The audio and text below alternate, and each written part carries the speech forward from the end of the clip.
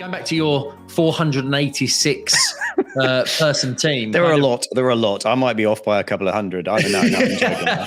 There were a lot of people. Yeah, no. Give us a whistle stop tour from leaving obviously the business with your dad up to where you're realistically at now, Paul. So just to be, and I think it's important to be transparent, right? There were 3 pretty horrific failures that didn't go anywhere in between leaving my dad and then finding that opportunity. I haven't told this story very often, but I'll tell it here. I went into business with somebody selling, this is hilarious if I say this out loud now, selling portraits to wealthy people in Chigwell and Essex to have fake portraits done of themselves in houses. And amazingly, that didn't take off, right? So shockingly, right? In Essex as well. I thought that would have definitely taken off. At the time, it didn't go. So there you go. But anyway, you learn. The location was spot on, though.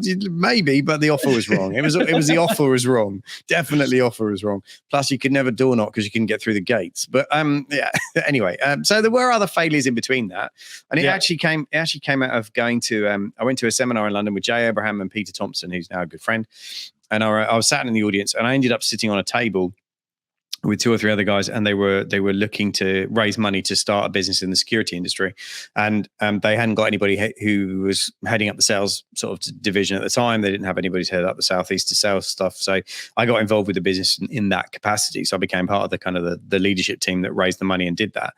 And it was a crazy journey because we were trying to scale really fast. So we literally, I think it was for about 4 months, we were running recruitment weekends where literally on the Saturday and the Sunday, we would hire engineers on the Saturday, salespeople on the Sunday, and we would make job offers. And by Monday, we would have 2 teams. All the offers had been done within 72 hours. So like from the Saturday morning to the Monday evening, we literally recruited a whole division or a whole in a city.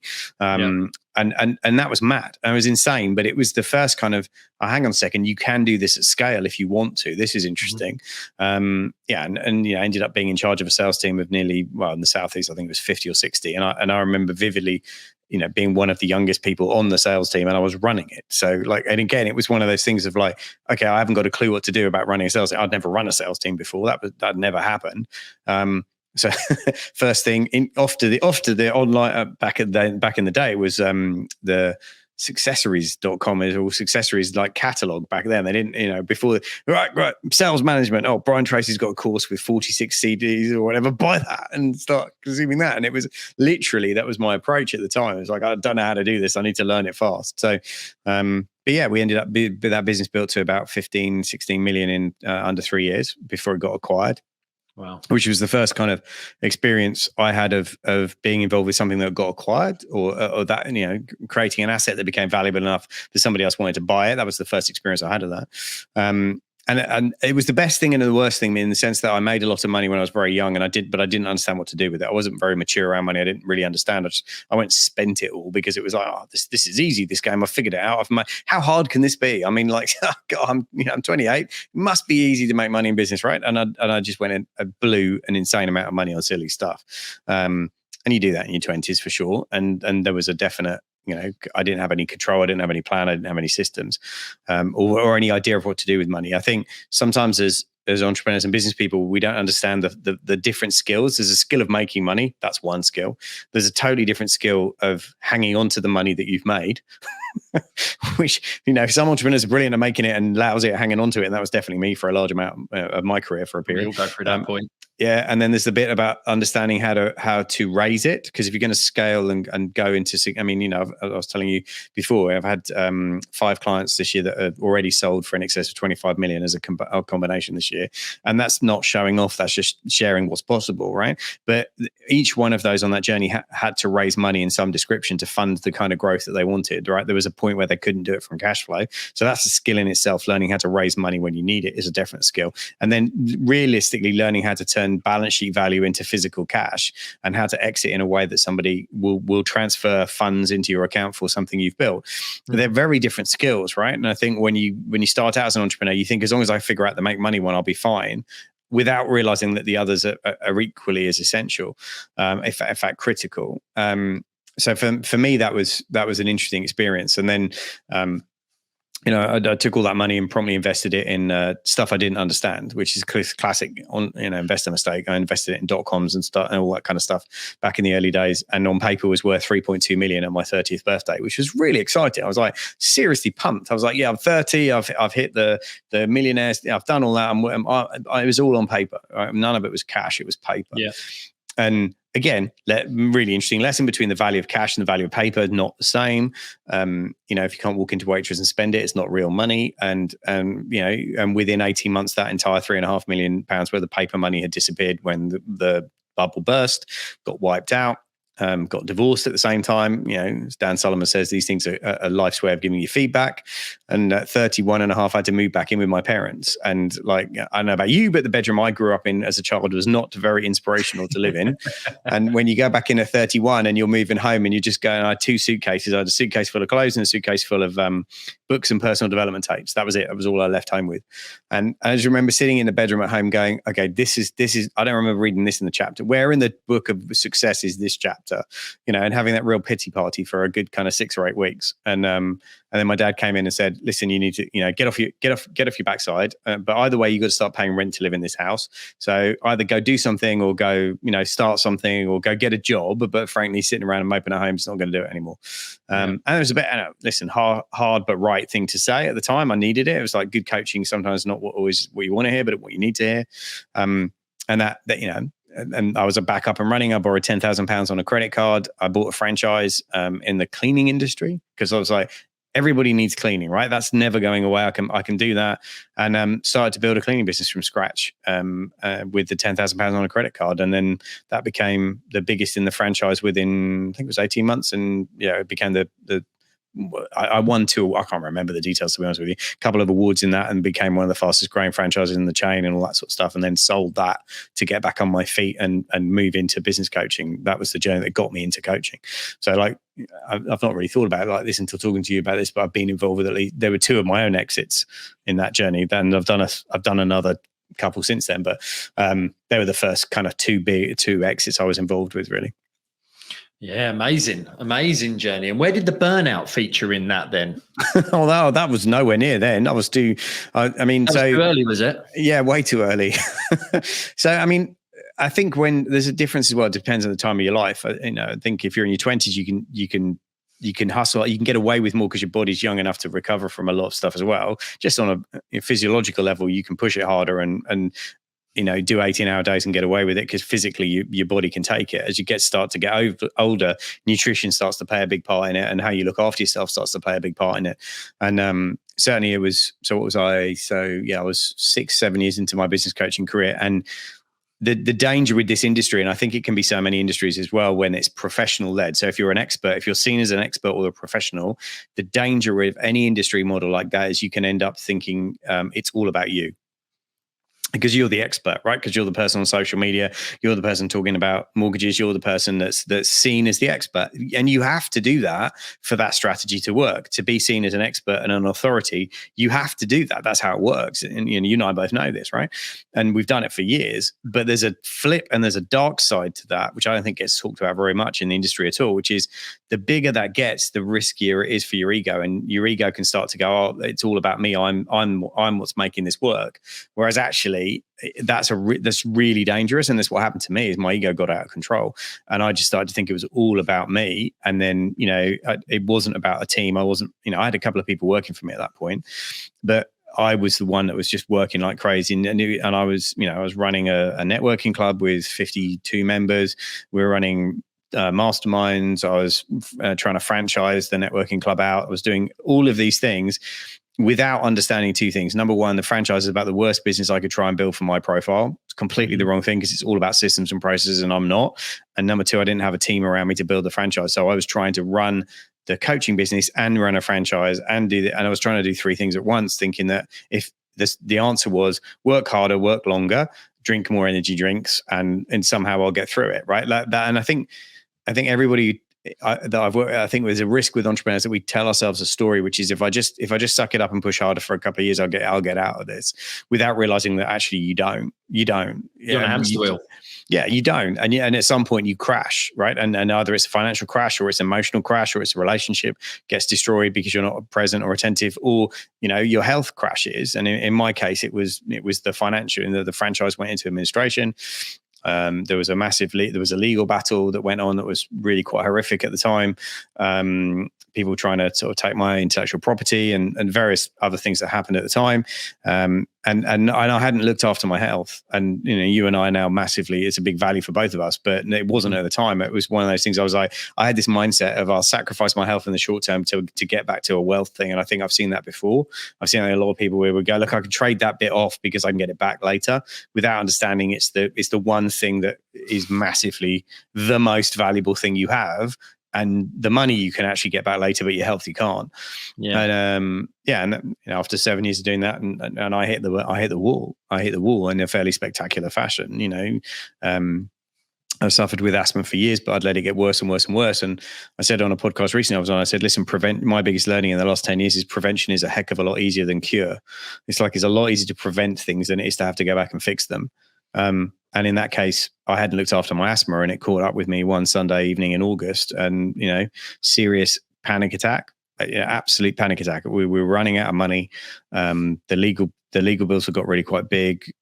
I was publicly terrified of all the damage to the brand. And I was waking up having panic attacks, and then, ended up having this asthma attack.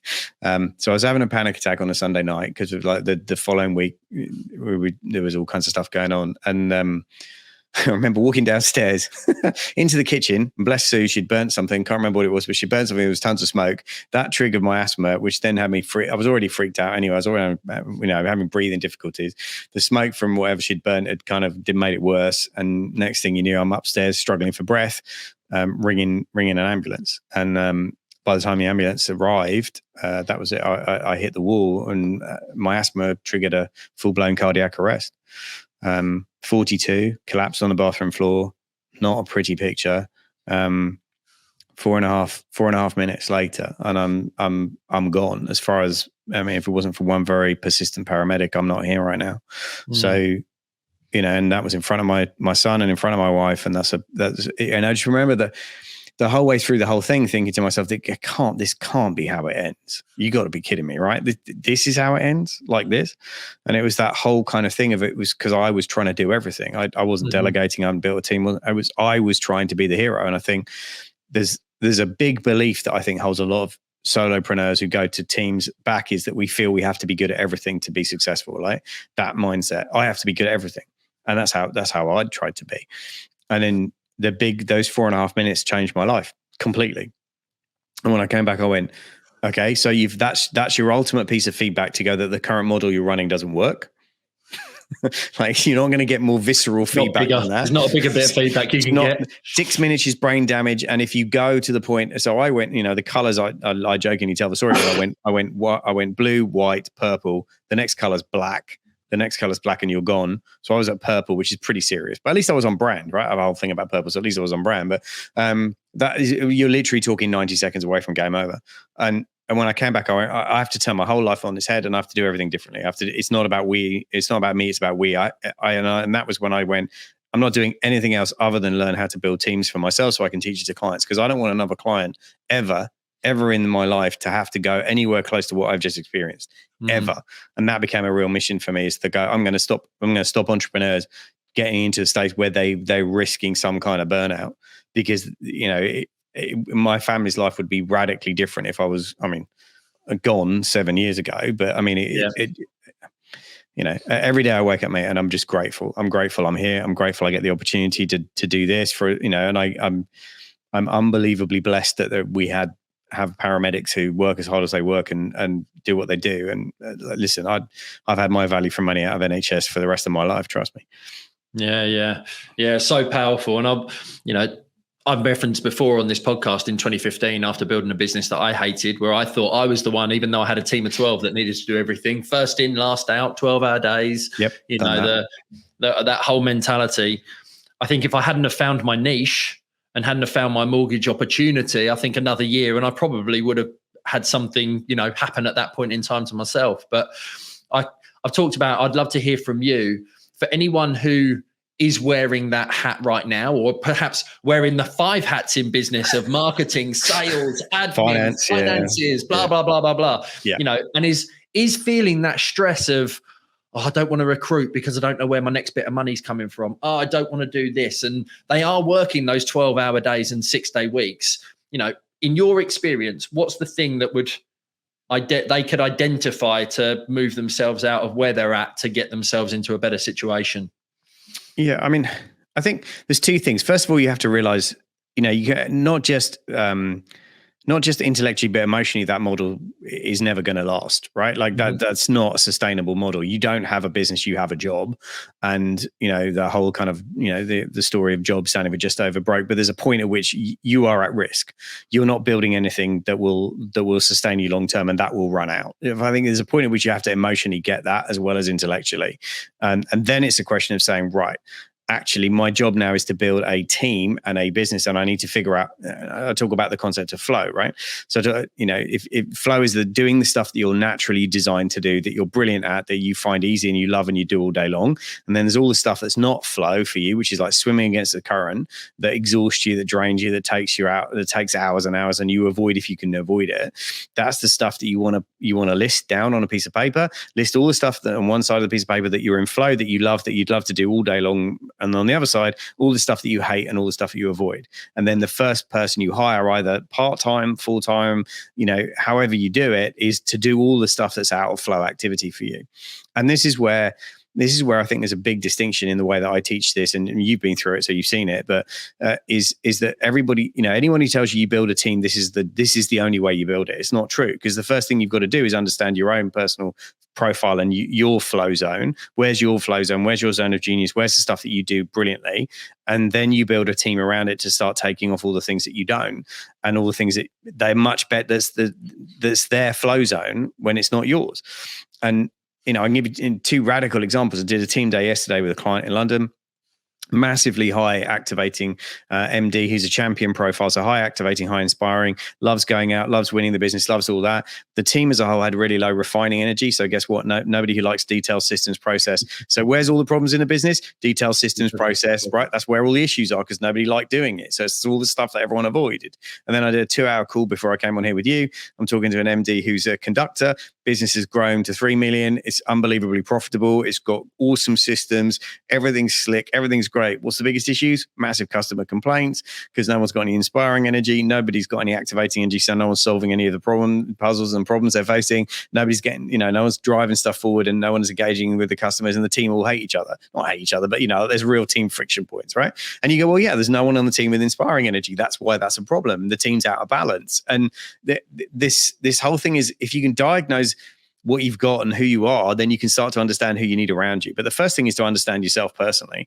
And I think that as entrepreneurs, that's the thing most of us don't. Actually, we don't really know who we are in terms of what we're naturally good at. And then we buy that idea that, I should work on my weaknesses. Biggest ridiculous thing you could ever do is like, no, do the stuff you're brilliant at. Listen, you don't take someone like Ronaldo and go, you know what, you need to spend a year working on how to be a great defender, because that would add value to the team. It's like, no, what the heck? Don't be ridiculous, right? Like, you're brilliant at that, putting the ball in the net. That's the thing you're brilliant at. So just do that, but do it more and do better, and get world class at that one thing, and then hire people who are brilliant at all the other roles. And you realize that, it takes so much pressure off, Gary. The pressure it takes off you when you realize you don't have to be good at everything. You just have to be good at the thing you were designed to do naturally. Suddenly the game's easier to play. It's more fun. And it's like, oh, okay, I can do a 6 or 8 hour day, but get 8 or 12 hours worth of productivity in, because I'm in a flow zone, and I can do a 4 hour day and get 8 hours worth of productivity in. And it becomes more about getting yourself into that level of performance, and then helping everybody you bring in to be in that level of performance as well.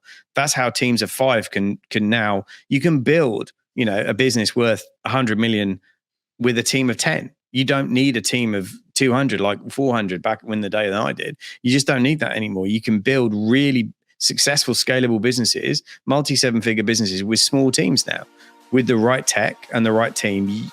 The opportunities are more abundant than ever before.